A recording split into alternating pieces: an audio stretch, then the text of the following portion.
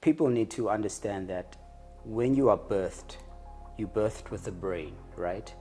This brain is a empty hard drive. So because it's empty, it starts receiving data into its experience. You start like, oh, lento leya shisa, lento leya banda. How do I know? I need to touch it. Oh, that's what shisa means. Because to you, shisa is just a word. Yes. But then when you touch it, it's now you've connected the dots. To experience. Right? So now imagine that when a child is constantly receiving files of trauma, right? Files of trauma. This is the world in their brain that is created, therefore it raises that character.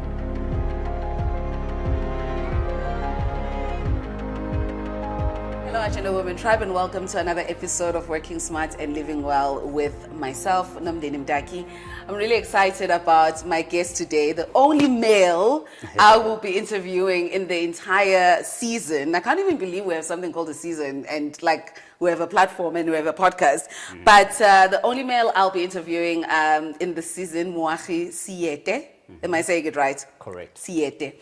So when, how I met Moagi, I always want to contextualize, how I know the people, because one of the things that I've been taking for granted is the fact, Yoguti, I'm bringing people who I've met along the way and who've impacted the way that I see myself and therefore how I see life and therefore how I show up for all the spaces that I'm, privileged to show up in, whether it's being a mom, a partner, a business person, and a friend.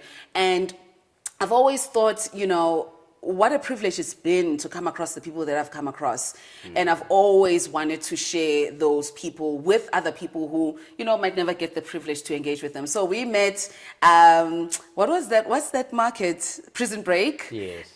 It was a coincidence, our meeting, or maybe not, because I think both of you and I believe that there are no coincidences. Everything is timed and it's divine. And you heard what I do and you asked to see me. The irony is, and I will never forget the day before our meeting. And I think I told you at our meeting, I had a deeply enlightening experience before that, which if we go into the experience, it would be funny. But for me, I understood, everything behind that experience. But when you told me that day about the work that you do, I was intrigued. I was extremely excited for the way that you saw things, and deeply moved that you felt like I could play a part in the work that you do. One of the things that you described to me was the reason we see so much war being imposed on women, particularly by men, is because of the deep fights that men are in with themselves or with their feminine energy. I want to start by understanding, and I never asked you this, what lended this insight for you? I just want to contextualize how you find yourself doing this type of work, or even recognizing that this is something that is a challenge that we need to address. Okay. So growing up as a young boy, I've always been a curious child. My family always said to me that I have an elder spirit because I'm very curious, I have a very mathematical mind in terms of I like analyzing because I like puzzles. I just like understanding things, But based on your birth, you are then birthed into the society, and the society is full of specific programmings, right? And therefore, your introduction to the woman species is that data that you receive as a child. Yes. You get what I'm saying? So now I grew up in obviously the 80s era where a woman was perceived differently. And then when Bold and the Beautiful entered and all these things, then women were perceived as sexual tools or however it is, and then you run into a clique of boys where now they are agreeing to this programming. And therefore, this is then your programming of believing that this is how you perceive women. Yeah. And therefore, how you get validated as a man is how women are attracted to you, or what chick you get next, and so forth and so forth. And then I obviously got into the era of Playboy, but I didn't recognize that beyond just women being drawn to me. What is it exactly were they drawn to? Yeah. You know, and for some time, I realized that because of my relationship with my mother and sister, that kind of set the tone in how I need to perceive women. So because I love them dearly and respect them, I needed to then readjust my frame of seeing the sight of woman. Then how do I just respect the woman in my household, and when I exit the household, I change. Yes. Therefore, there must be a lie that I'm performing. I'm not being, that it means that I'm not really being true to my sister and my mom in terms of what, because now it's an ego thing that, oh, because you're my sister and my mom, I would treat you like this. It almost has an ownership. Exactly. It almost is, so because I own this Yes. relationship, therefore I will respect it. Exactly. I never thought about that. Yeah, it's all ego and it's all wounds. You know what I mean?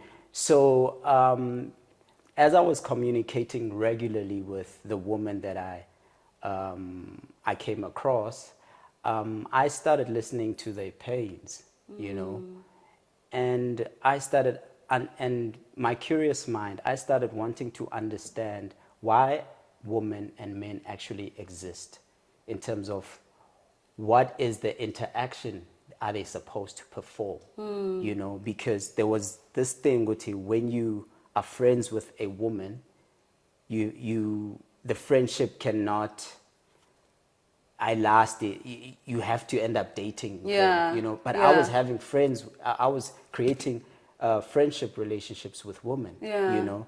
And now the society has perceived it, now when I date a girl, I cannot be friends with a woman, you know. So with that being said, because of the amount of attention that I had paid at listening to their pain, it then made me want to identify what is it about me that I need to heal. Yeah. So then I got to understand that men are actually have feminine energy. Yes.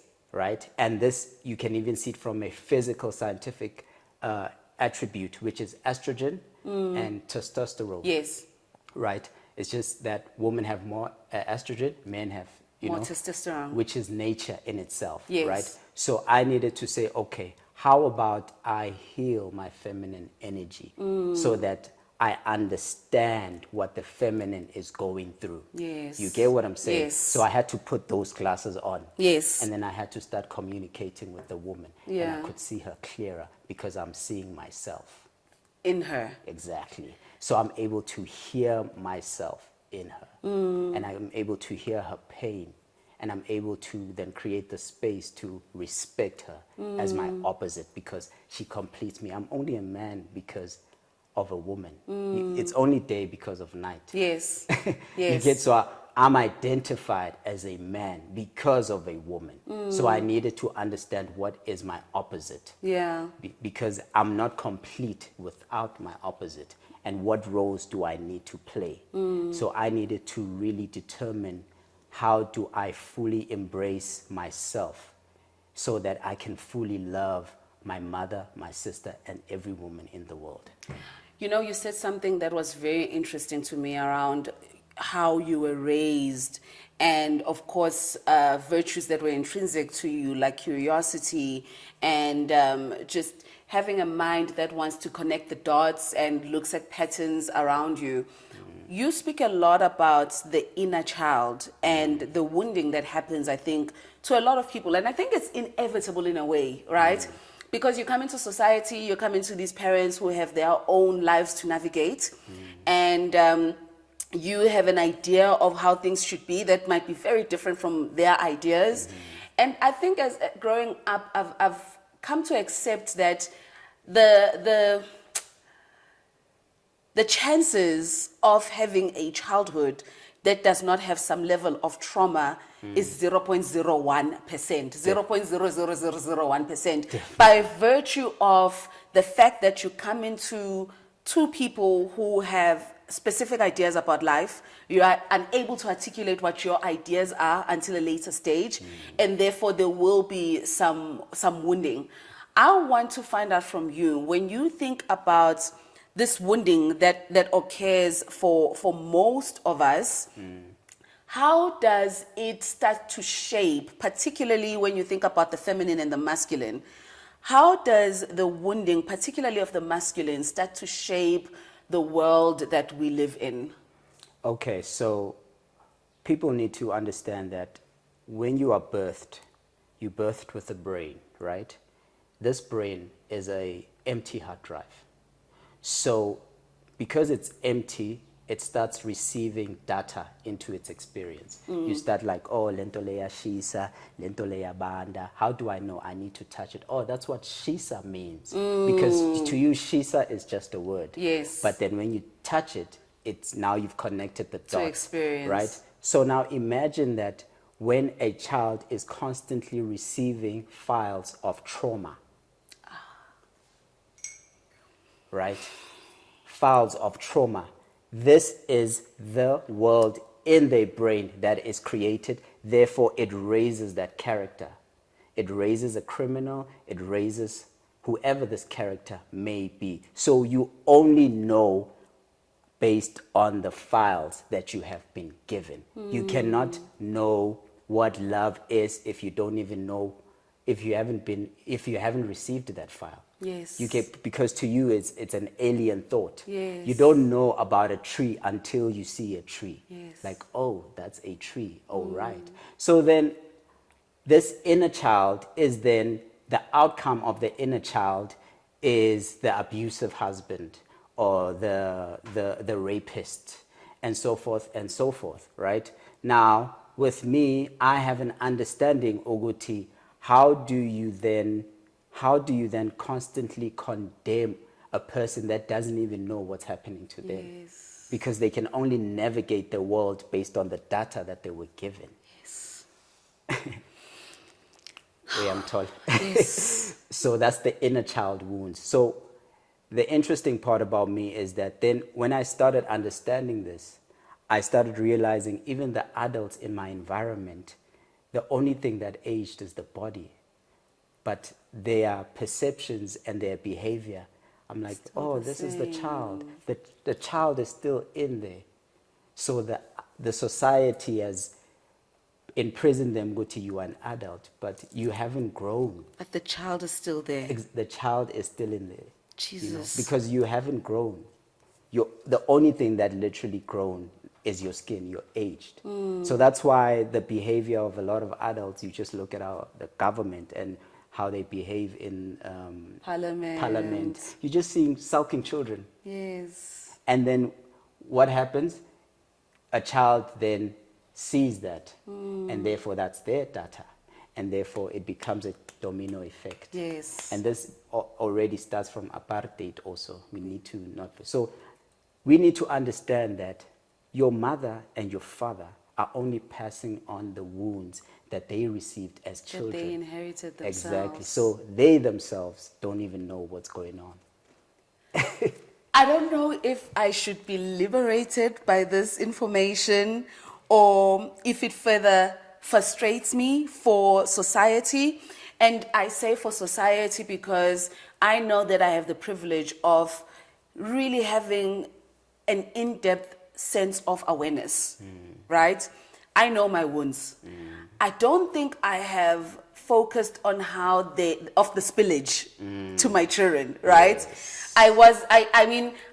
You kind of know it fundamentally, but you don't recognize the spillage into every experience that you encounter. Yes. Speaking of apartheid in South Africa, Yes. I have always felt, having traveled through the world and met men from many different countries, and I think that's another privilege of traveling, that you get to experience human beings in different ecosystems, and you start to recognize that what you thought was a way of being was only informed by your ecosystem. Yes. Right? Environment. When I look at South African men, particularly, the rich, the accomplished, the unaccomplished, the traumatized, or the spectrum of the trauma, because it is a spectrum, Yes, right? yes. The trauma is a spectrum. Yes. And even women, there is a lot of trauma we carry that comes from our history. Yes. But in this conversation, I want to focus on the masculine energy. I've always recognized that domino effect of how Bas treated your dad, Yes. and therefore how your dad treated your mom, Yes. and therefore how the household looked, Exactly. right? So when you think about this domino effect of not only the trauma that comes from just being a human being existing on your own, but that comes from being the masculine in a environment that has a history of oppression. Yes. What are the key identifiers of the wound that comes from our history? Well, from my perspective, well, how I navigated, right? Basically, how you look at a man's relationship with a woman.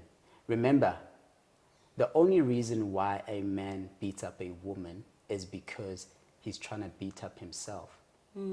Because that woman is showing a mirror of something that he wants to hit in himself that is not healed, which is then propagated to the data that he's received about this energy. Just like the other time, I'm helping my cousin also navigate this healing. A male cousin of mine. I made him aware of where it begins. The other time, one of my uncles was looking at his child cry, and then my uncle said, "Hey, stiffen up, boys, don't cry." And I'm like, "Yeah, what? This is where it begins." Yeah. You know, so then men are not given the space to practice their emotions and release their emotions, because that is a girly thing. But your girly part of yourself is your feminine energy. Yeah. You get what I'm saying? So that's why I'm saying I have identified these patterns. Ukuthi indoda eshaya umfazi ngoba that's the data that they had received from ubas. You get home and you get frustrated by this person that, like, I'm trying to do everything in my power, but do you understand that the oppression that we are in, I don't know how to navigate. So emsebenzini, all this tension is suppressed. Mawufika endlini, You explode. you have to explode. And then how do you explode? You release it on your wife and children. And then your wife and children are wounded. That's when the sins of the father are passed on. I've always believed that. And then those children are raised with that wound. And then the sins of the father are passed on again. You get what I'm saying? So this started from oppression, you know. And yeah, I think I've answered your question. Yeah, let's navigate and then.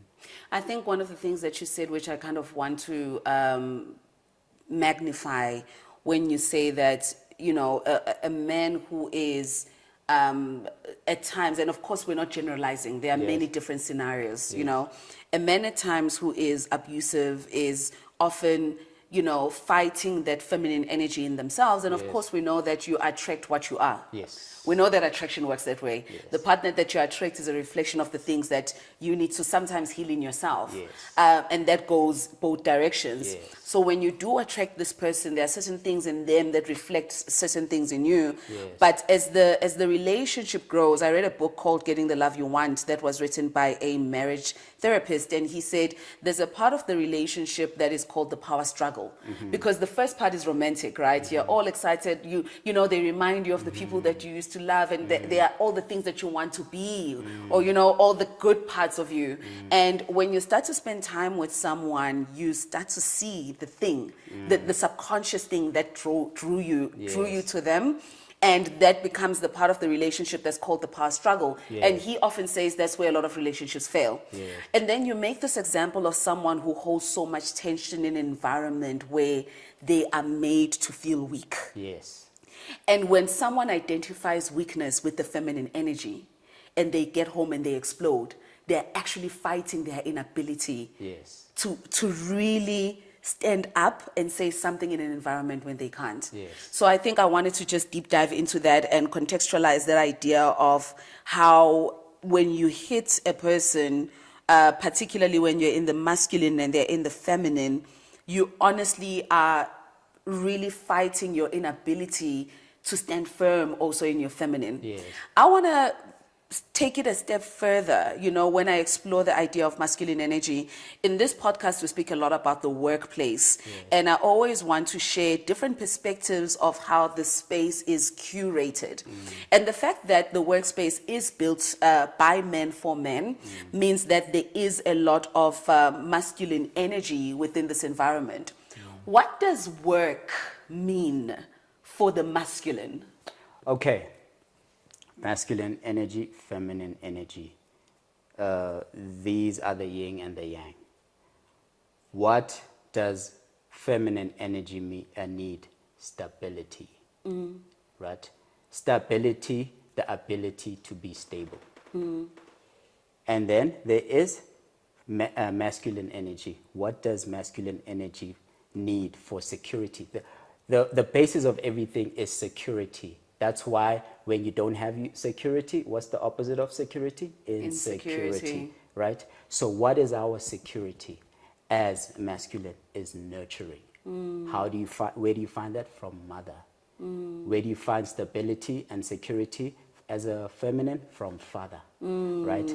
Now, when that stability is then diverted into stability looks like this. Right? Now, the masculine has to play that character. The stability also looks, and the strength of stability looks like men don't cry. Right? And now, you have to then look for a mask. And this mask is, I need to make a lot of money. So that I'm able to show a woman that I can protect her. But then this mask also comes with the attention of women. Yes. So you're wearing this mask because as soon as you're naked out of this mask, you're fragile. You're fragile. So you're not walking in your true self because your true self wasn't given the space to be accepted. So you have to wear this mask. And then what happens with a woman? They also have to wear a mask. They have to do a lot of things to get the attention of men. But if a woman wakes up, there's some women that will wake up, that I've heard stories, they'll wake up and go, makeup fast, and then go back to bed so that when the man wakes up, umbona amuhle. But I was like, but that is not right, because you haven't accepted the nature of who she truly is, because society has brainwashed you that a woman only looks beautiful when they are looking like this. Yeah. You get what I'm saying? Yeah. So we need to break all these things. We need to be like Adam and Eve and say, how do you show up as a woman outside of these things? Yeah. So that when you do wear them, you're expressing yourself from within. Yes. You see, and therefore you're expressing your financial stability from within. It doesn't define you. Yeah. It's not a mask. You're not cocooning yourself with bang nang driving Lamborghini. Once the Lamborghini is like, ish, then who are you? Who are you? Yeah. You get what I'm saying? So that's where so for me, that's why I'm saying the main point of everything that overcomes it is insecurity and security. So we have to define what that looks like for you as a feminine, which is stability and protection, so that when you're in the space, you can express yourself and be creative. Yeah. And then with a man, how do I show up and go grab a spear as Ushaga Zulu and go fight a war? And then after I'm done with that war, I need to go home and my wounds need to be, and that's nurturing. So we're not embracing these principles, the foundations outside of material things. Yeah. You get what I'm saying? Yeah. So we are attaching a lot of our insecurities into material things instead of actually defining who are we as a yin and the yang. Yeah. And I think it's important to draw this back to, the feminine and the masculine, because Often when people are unable to hear the message, they find things like, well, gender is fluid. And of course, I understand all of that. But I think it's important to really root this on the energies that we all possess and the need for both these energies to be nurtured in all of us. I know for myself, in my early 20s, I lived so fully in my masculine, and I'm very clear about the outcome of that in my life today. And I feel very fortunate to be in my late 30s living fully in my feminine, but also knowing that when it is necessary, I can step into my masculine, right? Yes. And whilst we're at that point of even women knowing how to navigate both these energies. You said something that was very interesting for me the other day, how society has not celebrated the traits of feminine energy so much that value is only identified when you step in your masculine. Exactly. And I recognize that a lot of women, and I think that's the glory and the magic of being a woman, our ability and maybe the freedom that the world has given us to step into the masculine and also step into the feminine. But I find that a lot of us live so much in our masculine, we lose the gifts that come with our feminine. Exactly. So what is the value of feminine energy in the balance or the harmony of the world? Okay, I'm going to explain it from a relationship dynamic. Okay, you and I are partners, love partners, right? And then we now opening a business together, which is called a relationship. Relation, the ship, all right? Therefore, this relationship is an investment that is going to take care of this union, right? And therefore, we need to look at it separately from ourselves, because we understand that this is what we have signed up for, right? Now, I need to understand, Uguti, okay, in this relationship, what are the characteristics of this relationship? Because this baby, this business is made up of our characters, right? So I need you to write down all your characters, your strengths and your weaknesses, right? I need to write down my strength and my weaknesses and put it together as a union.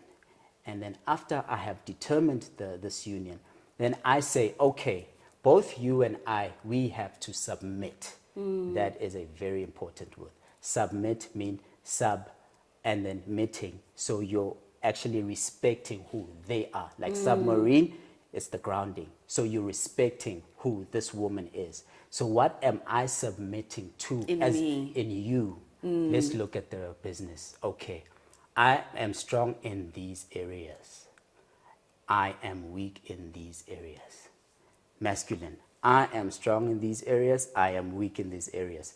Let's look at the unity. Okay, you are stronger in this area, so I have to submit to that. You get what I'm saying? You are weaker in these areas. Maybe I'm stronger in your weaker areas, so you have to submit to this. So we both have to submit.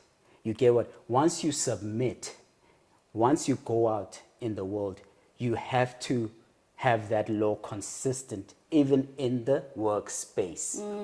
You get, so if a woman is great at cleaning, we have to submit as a society to embrace that and therefore make her the CEO of.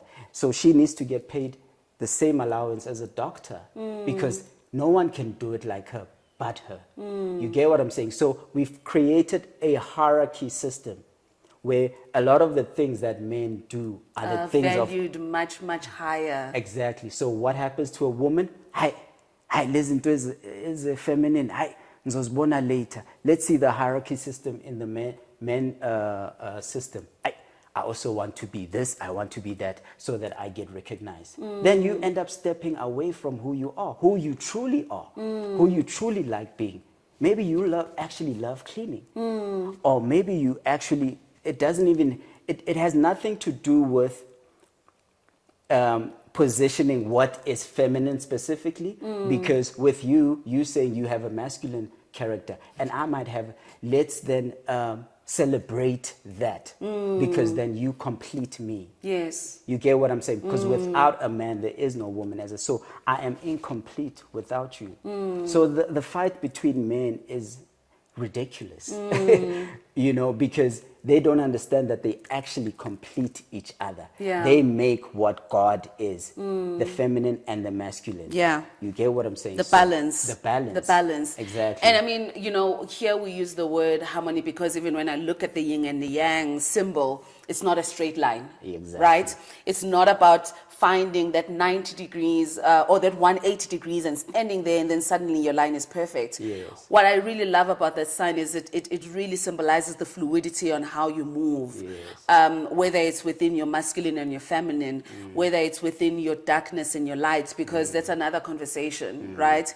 That we all need to have around embracing our dark side so that it does not spill over to the areas where we need to show up in light. Yes. But also accepting that the two does exist. Yes. No one only lives in their light and no one only lives in their darkness. Yes. Even the darkest people have moments of enlightenment where they Yes. recognize that their darkness might be creating this in these and that specific areas. Yes. There's a book I read and I want to read a quote from the book. It's called Homecoming by John Bradshaw. And it specifically speaks about the wound of the inner child. And I'll contextualize the quote with a question. So the quote says, a person who never learned to trust confuses intensity with intimacy, obsession with care, and control with security.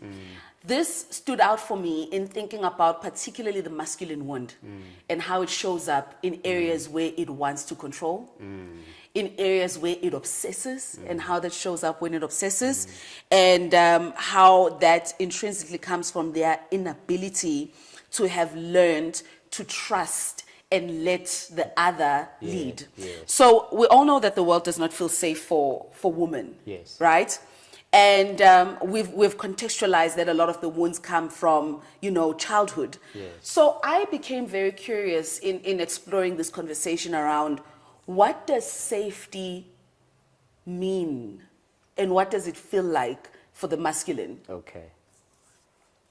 Safety for the masculine, true safety that they don't know themselves, is being able to, again, embrace your feminine. What does that look like? Am I given the space to cry? Because think about it. A man who doesn't cry, they've identified that as strength. And Not crying. Yes.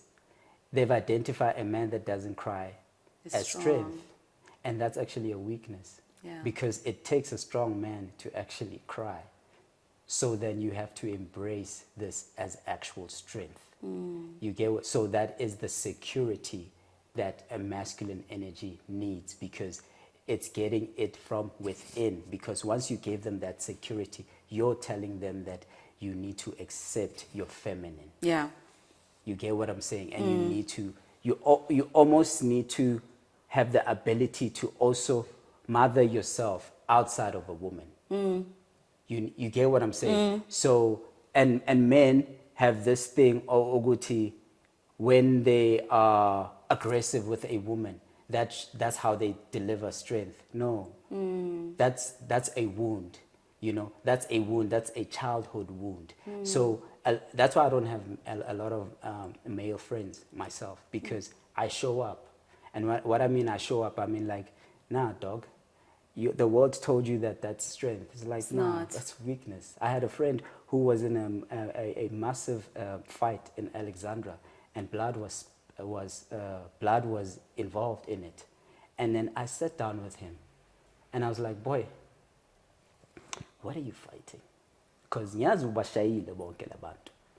and then where's the price? Because at the end of the day, you're still wounded. Look at what you're fighting. You're not embracing your emotions. There's something that you really need to look at. So understanding is this. Understand it as this. Sadness is feminine. Crying is masculine. Sadness is the energy. The physical expression of it is masculine. So now you lock this energy of sadness within you, and it breaks you, and and it creates war. And that's why a lot of men commit suicide, because they haven't embraced they fem. So literally, security for men is giving them space to embrace their feminine. And don't confuse it as this is very controversial. Go ahead. Being gay. Don't confuse it as that. Confuse it as my balance. How do I identify myself as a man? I need to look at my opposite. Yes. You get what I'm saying? So if I keep fighting my opposite, I end up destroying my masculine. And therefore my masculine in the world is perceived like a Hitler who wants to bomb everybody. Yes. Trump or whoever. Everyone just wants to hurt each other. Yes. And you're like, what's the reason? What's the reason? And that's why the world is the way it is. Because the feminine energy in men is destroyed. Yeah. There's another quote that I want to bring forth before I ask my next question, also from the same book, called Homecoming by John Bradshaw, which really deep dives into the effects of the inner wound, that we kind of inherit as children. And it says, the wounded inner child contaminates intimacy in relationships because he has no sense of his authentic self. The greatest wound a child can receive is the rejection of his authentic self. When a parent cannot affirm his child's feelings, needs, and desires, he rejects that child's authentic self. Then a false self must be set up, which ultimately goes back to what you were talking about. The very often perceived as silly example of just allowing boys, young men to cry, and how much that is a rejection of how I am feeling right now. And therefore, because I can't tap into my authentic self, then I'm gonna have to show up as something that I am not. And how you start to get trained, to consistently show up as what other people are expecting you to show up, versus as how other people are expecting you to show up versus how you want to show up. So when I look at the statistics of men at war with women, it often leaves me wondering what a nation lacking intimacy looks like. Do we even have space for intimacy when there is so much war within ourselves, right? And I mean, I could deep dive into that from a personal experience, but I'm gonna choose to excuse myself from that. But I've seen how coming into myself has allowed me to show up for my relationships, whether it is me as a mother or me as a friend, more authentically. Because I can tell you, one of the ways that I think I was not able to honor myself was at time creating boundaries around relationships. Because I always felt that what was important was for me to make everyone comfortable except myself. So when you think about the effects of the inner child being wounded, do we have space for intimacy, and what does it look like? Okay, so there's something that you had said earlier about man and woman coming together in a relationship and enjoying each other's positive characteristics, right? But this is what I kind of disagree with some of the things, is that sometimes you are drawn to someone because they validate a wound in you. That's why you attract who you are. So they're there to mirror you, right? So now, because they're there to mirror you, you haven't showed up for yourself also. So that's why I say, entering into a relationship, you have to first heal yourself. You have to understand what loving myself is, so that you are able to recognize or identify when someone is not loving you. Yeah. You get what I'm saying? So that security in yourself is very important. But because we don't have the security, we accept any rubbish that we want. as I said before, a woman can stay in a relationship of an abusive man, right? It's just that she's trying to identify how she can beat herself up. So she's drawn someone that can do it for her. So she has found a mirror, you know. But what does that mirror also say to her? He loves me. Because she doesn't know what love is, because she was not able to give it to herself. So we have to identify what truly loving myself is, so that you can see the devil that is coming into your space and wanting to manipulate you. Yeah. So that's, yeah. You know, I hope that answers your question. Absolutely. Okay. Absolutely. Because I recognize, like I said for myself, how the job of being grounded and rooted in who I am and asking myself the tough questions around how I am showing up, and you know, recognizing the importance of embracing both energies in me, the masculine and the feminine, in order to find that constant harmony and understand which one I need to lean on at different times, and how that has made me powerful in the spaces where I show up, right? And the odd thing is, when you and I don't want to use the word master, because I don't think you ever master anything in life, but when your eyes open up to the truth about the duality of life, there is, you know, sometimes you meet someone and you're just like, your energy is so good, or oh my gosh, you know, you light up a room. I think those reactions are often attributed to what is happening internally, right? It is a feeling of ease that you carry within yourself because of the acceptance that you have of yourself, that you are now able to, I guess, emanate to other people even without consciously making the decision to do so. I am very curious, as someone who lives in the space of this constant awareness and grounding in who you are and who surrounds you, how do you live well? Okay. So I have a space. I have space that I've created for men and women. I think I've told you about it, where we regroup every Sunday. It's like a church environment but we speak about spirituality and everything, society in general. And I have an understanding that the one thing that is a portal to data is your eyes, what you smell, what you hear, and what you eat, right? Because those are the things that you absorbed that then created this character in you. So then I have identified, how do I protect my my environment? Because your environment creates you. So then, like with my partner, I always ask her, why do you watch these American shows of women always speaking like this to themselves? Do you know that we as lawyer, because you're going to become like that. So anything that you constantly absorbing, you become.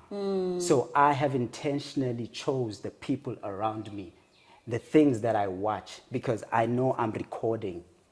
I am brainwashing myself. So I know that if I want to be a master of money, I need to brainwash myself into looking at things that build this person in me. But and even music, I'm very selective in if I'm going to be listening to music that degrades women, I'm going to become that. So I need to listen to music that does the opposite, because I had to choose, who do I want to become? So I have to change my environment. I have to change what I'm listening to. So I'm I police myself. And if someone comes in with a negative energy, I can already pick it up. Because I have healed. I have brainwashed myself to understand what positive looks like. So when negative comes in, it already like, there's something. You get what I'm saying? So all I'm trying to say to you is that environment of the 5 senses is very important. That's why I was so drawn to you when I first met you, because I said I can make her my environment. Because whatever attributes that she has in me, I want to learn from her. If I want to learn how to be humble, right? A person can't tell you, I'm humble. A humble person doesn't even know that they're humble. It's their character. That's true. So I need to learn from a person. I just need to watch them like, Okay, so that's how being humble is. So I'm putting myself in school, and then I choose the friends that I want to be. If I want to be smart, I choose smart friends. If I want to be loving, I choose loving friends. Whatever character that I want to mold myself in, funneling is law, yeah. Because that's what spells are. When you repeat, Hitler says you repeat a lie, and that lie becomes the truth. Yes. So when you're constantly saying, you're a liar, you're a liar, you're a liar, you're a liar, you're a liar, it's a repetitive frequency. Frequency means something that is done frequently.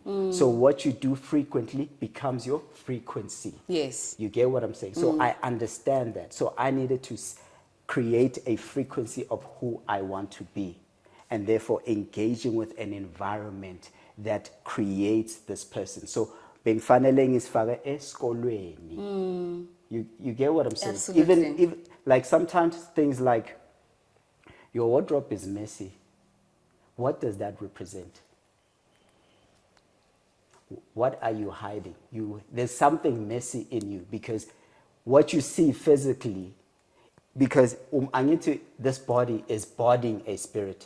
So it's a border. You've came through a portal of a vagina as a human being, because a vagina is a portal and it's a womb, and therefore it's embodying a spirit. Yes. Right? So when you put the cup here, you do that, or when you tell the finger to move like that, it's not the brain that's telling the finger to move, it's the spirit that's telling the brain to tell the finger to move. So as a spirit, or as umuntu, you look at your behavior. So you look at how you put things, and then after that, it's like, man, this place is untidy. So this is representing something What's that's happening in your spirit. Exactly. Ungazibona umuntu just based on your environment. Literally, you can learn yourself accurately just based on your dishes are always, but this is the spirit that is so, it's a zombie walking inside this robot and doing this. At the end of the day, just look at it. Manje, you are seeing a representation of your physical self outside, within, as above, so below. Yeah. You get what I'm saying? Yes. So environment. So minanya's brainwash all the time. And I myself have wounds, but I have to be aware. I can't lie to myself. I cannot lie to myself. That's why I get sometimes, like a lot of men, they lie to themselves in a group.